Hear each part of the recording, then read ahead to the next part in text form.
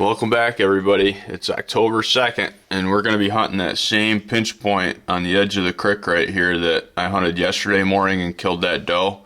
Only this time we're going to have the recurve with us. A lot of the deer movement that you see in that stand is deer coming up through here, coming back in here to bed.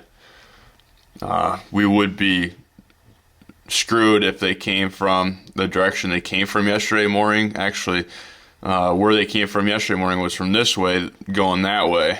That's very rare, though, for that spot. Usually they're coming the opposite way, which with a northeast wind would be okay. With a northeast wind, it wouldn't be okay coming from behind us there, but we're banking on them coming up the gator path. We're going to have the recurve. It's 12 mile an hour wind out there. It's probably gusting between 12 and 15 miles an hour, 52 degrees. Let's see if we can't make it happen this morning. I'll see you in the stand.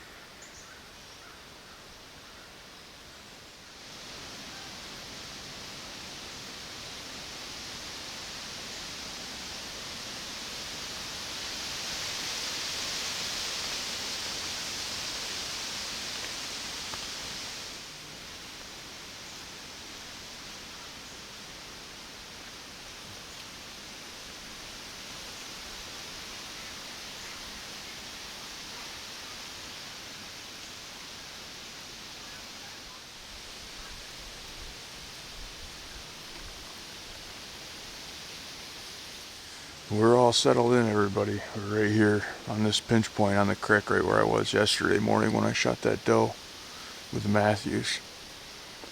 There's been so many doe coming, through this spot in the last few weeks here that I think that if I just stick it out with the recurve, I'll get a shot right here close at, 7 yards. There's a hole right here with good cover on each side that would give me time to get ready for the shot when they pop into this hole. Right there's where I'm talking. I got good cover on each side of it so I can shoot them as soon as they get to that hole right there.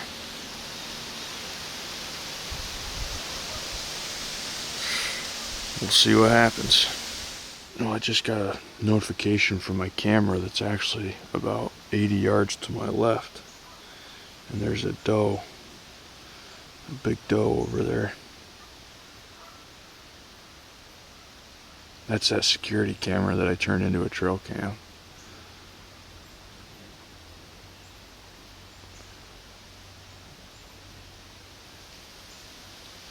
So, she's just right over here. She might end up coming over here down the gator path.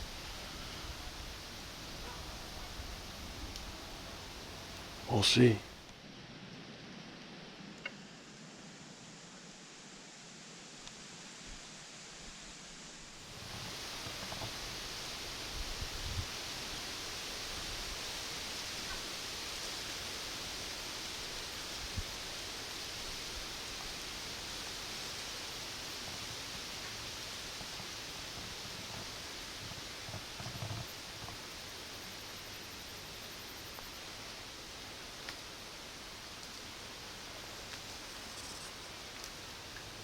Right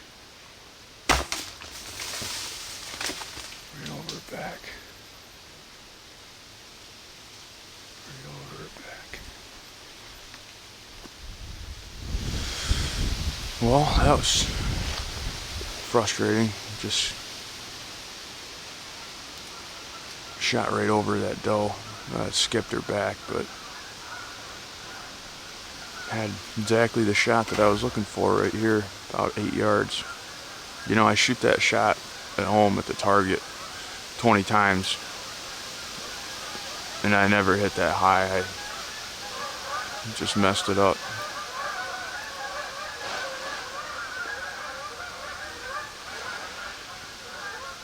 Here's a whole line of them coming. The first doe looked like a real big one, so that was the one that I stopped here. The other ones ran back on the trail, so I don't know if they're gonna come back through or not. That doe is totally fine. She might have just got a little bit of a haircut is all.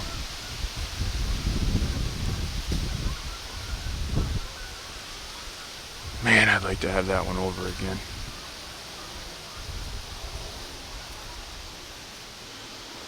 She should have been toast. Should have been toast. I owe everybody 10 push-ups.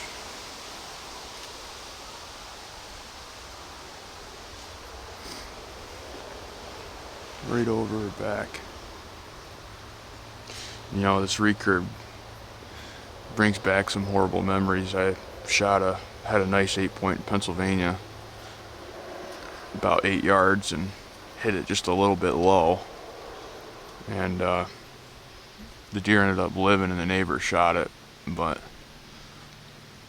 I've had some heartbreakers with this thing over the years. It's challenging, you know. It's a lot different than a compound when it comes to, you know, there's no sights. It's just obviously kind of instinctive, and you know, I can shoot this thing 100 times, and you know, it's just, I don't know what I'm getting at here, but I'm just really down and out about that shot. I had everything worked out perfect. You know, I shot right where I wanted it, just didn't execute. Didn't go home and shoot the recurve a little bit more and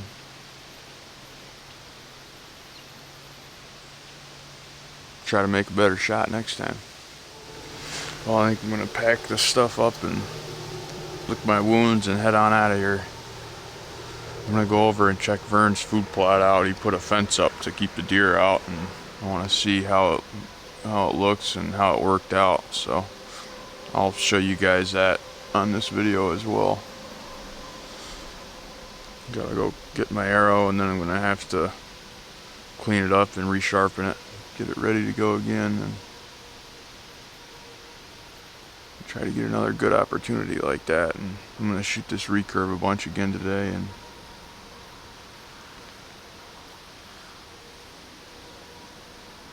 unfortunate. Well, there's the stand. This is where she was standing. That's where she took off. Right there. And there's the arrow. Right there.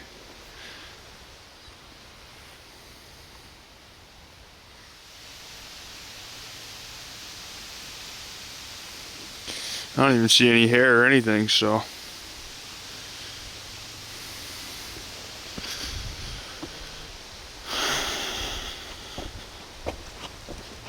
well, I might as well knock my push-ups out right here for you guys.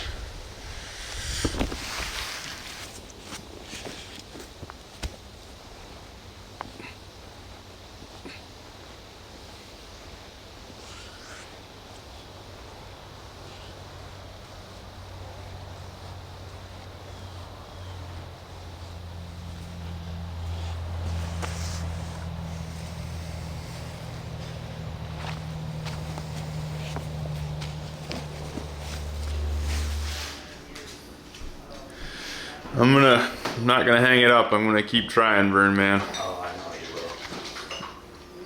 I'll shoot that recurve a few more times this afternoon and get comfortable with it again. See what Vern Man's got in the man cave fridge over here. Wow, fully stocked.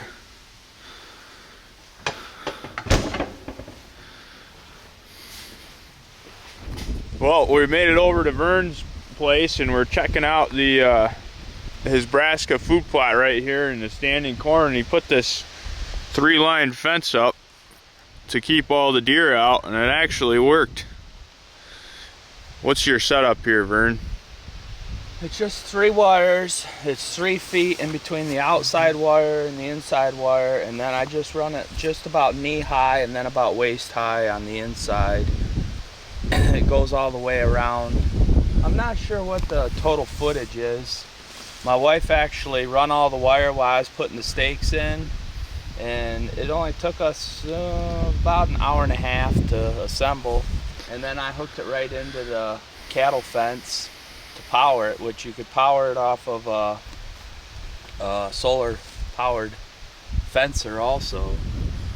But it's working. We'll go to the other side and you'll see the difference. Well, you can actually see the difference just right here where, I guess if you look at it at this angle, everything's pretty short right here, and then obviously brassica looks really good out there.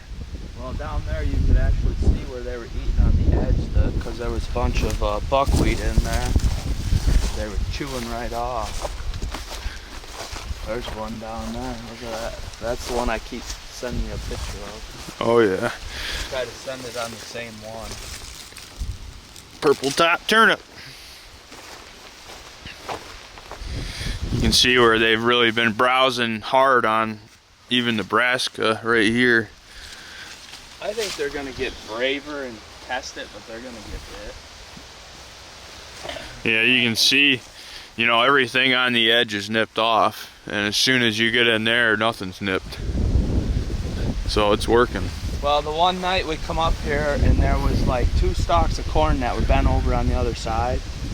The next night we come up, there was like 20. And that's when I decided to try the fence and see if it would work. And I believe it works. You can see a cow path right next to it. Oh yeah, it's working. I mean, there's... Look at all the deer tracks on the edge. Yeah, well, they would be that corn. Well, yeah, geez, look at the browse right here. Yeah. I mean, all those things are nipped off. They're not even thinking about going in there. Good work, Vern. You're gonna have a heck of a late season food plot here when you open. Are you just gonna open like one corner by the stand, or what are you gonna? I'll probably take it all down just because I don't want to make a lane, and I just think it'll take the sport out of it, making a little hole, and Yeah. you know, it'll be like shooting cows coming out of a pen. Yeah. But you can see the corn hasn't been touched. I mean, the raccoons are still pestering things a little bit, but Yeah. we'll actually look at the corn next door, which is right 20 yards away, and we'll see what kind of damage is done there compared to when we get to the back of mine. Along that edge. Yeah. Look at the difference in the browse pressure. This side's not as good. The fertilizer's a little weak over here, or something. The water, the soil content. It's easy to see the hard browse right here, and then it always gets that rusty color up that strip. I don't know what's causing it. But this was an overgrown goldenrod field at one point. yeah, everything's There's pretty good bulbs in there. Yeah. Last winter I cleared this and it was nipped off hard. trees like what's around here when I started this project last winter. Yeah, it's obviously a lot more light can get in here than ever before. You're gonna take the excavator and dig all the stumps out? Yeah, I got most of them ones around the edge. I'll probably leave because if I put a fence around that too, I'm gonna wanna. I'll just use that for To connect the like fence posts, too. Yeah. And then I got a monster pine tree stump in there still. Are your apple trees producing like last year? No, the apple trees are awful. They were nuts last year. This is the corn right next to Vern's corn that's got the fence, and you can see there's not even an ear of corn on all the outside rows. Actually, it goes quite a ways in there. It's just, this corn's totally beat. No ear, no ear, no ear. I mean, there's no ears on these outside rows.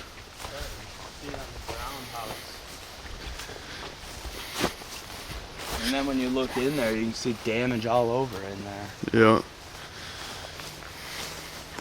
And that is literally right next door. Yeah. So I think the fence is working. I mean, there's evidence there.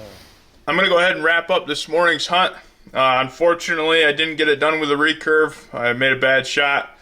But I'm going to go out right now with a recurve and shoot it a whole bunch before this evening's hunt. I'm going to watch some football, get things ready to go, and we're going to get back after him tonight. So fingers crossed we get another good opportunity and I can actually place that arrow where I need it. So thanks for watching. Tune in for the next one because maybe we'll make it happen. See ya, everybody.